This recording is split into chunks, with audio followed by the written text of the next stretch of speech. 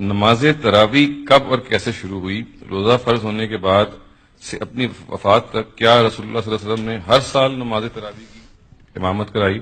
اور تراویح میں کیا پورا قرآن ختم کرنا ضروری ہے یا نماز کی طرح صرف مختلف صورتیں بھی پڑھی جا سکتی ہیں؟ نماز تراویح سرے سے کوئی نماز ہی نہیں ہے ہی نہیں، کیا مطلب؟ سرے سے کوئی نماز ہی نہیں ہے۔ اب ذرا تفصیل سنیے۔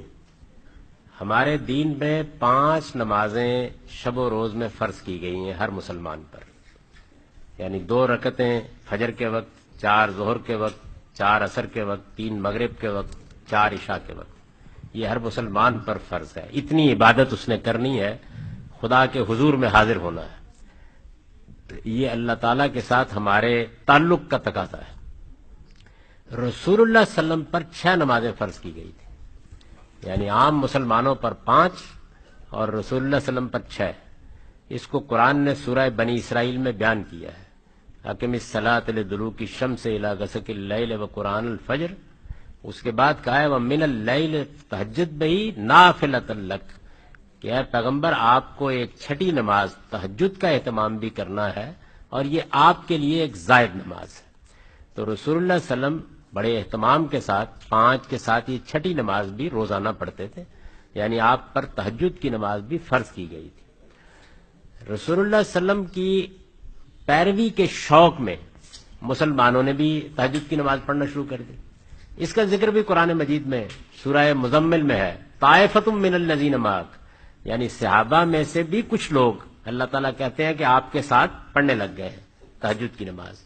تو تہجد کی نماز نفل نماز تھی عام مسلمانوں کے لیے، نفل نماز کوئی بھی پڑھ سکتا ہے، رسول اللہ پر فرض تھی صلی اللہ علیہ وسلم، تو صحابہ میں سے بھی کچھ لوگ پڑھنے لگ گئے۔ رمضان کے مہینے میں لوگوں کو زیادہ شوق ہوتا تھا کہ وہ اٹھ کے تہجد پڑھے، تو بعض لوگوں نے جو مثلا مزدوری ساری رات سارا دن کی ہے اور کوئی مصروفیات ہے، تو انہوں نے حضور سے یہ عرض کی کہ کیا اللہ ہمیں اتنی رعایت دے سکتا ہے کہ ہم تہجد کی نماز پھر سن لیجئے، تہجد کی نماز عشاء کے ساتھ پڑھ لیا کریں؟ تو آپ نے فرمایا پڑھ سکتے ہو۔ تو یہ جو آپ روزانہ وتر پڑھتے ہیں یہ تہجد کی نماز ہے۔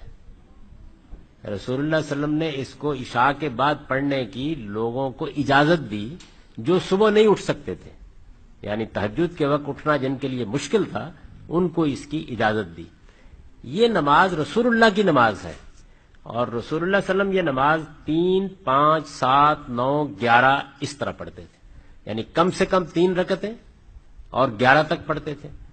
لوگوں نے یہ پوچھا ہے غالباً کسی موقع پر کہ ہم لوگوں کو، آپ کو تو پورا قرآن یاد تھا، کہ ہمیں تو قرآن مجید یاد نہیں ہے اس طرح سے، تو ہم رکعتیں بڑھا سکتے ہیں، تو آپ نے اس کی بھی اجازت دے دی ہے۔ چنانچہ تہجد کی نماز 3 سے لے کر امام مالک کے زمانے میں 49 رکعت تک پڑھی جاتی تھی، ہمیشہ طاق پڑھی جائے گی، یعنی 3 پڑھی جائیں گی، 5 پڑھی جائیں گی، 7 پڑھی جائیں گی، 4، 6 نہیں پڑھی جا سکتی۔ تو یہ تہجد کی نماز ہے۔ عام دنوں میں آپ وتر کہہ کے اس کو پڑھتے ہیں، عربی میں وتر کہتے ہیں طاق کرنے کو، یعنی جو آڈ نمبر ہے اس کو وتر کہا جاتا ہے۔ عربی میں اگر یہ کہنا ہو کہ آپ کسی چیز کو طاق کر لیں، اس کے نمبر آڈ کر لیں، تو کہا جاتا ہے اوتر، اس سے لفظ وتر بنا ہے۔ تو یہ وتر جو آپ پڑھتے ہیں عام دنوں میں یہ تہجد کی نماز ہے، حضور کی اجازت سے پڑھی گئی۔ یہی نماز ہے جس کو آپ عشاء کے بعد پڑھ کے تراویح کہتے ہیں۔ اس کو تراویح کا نام کیسے پڑا؟ لوگوں نے جب زیادہ رکعتیں پڑھنی شروع کی شوق میں، تو وہ آرام کرنے کے لیے ہر 4 رکعت کے بعد بیٹھ جاتے تھے۔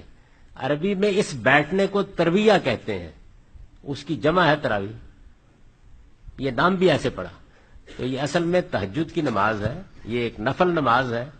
آپ پڑھیں اللہ بہت اجر دے گا، نہ پڑھیں تو آپ کے روزے کو کچھ نہیں ہوگا، وہ پرواز کرنے میں کہیں تھک کر نہیں بیٹھ جائے گا۔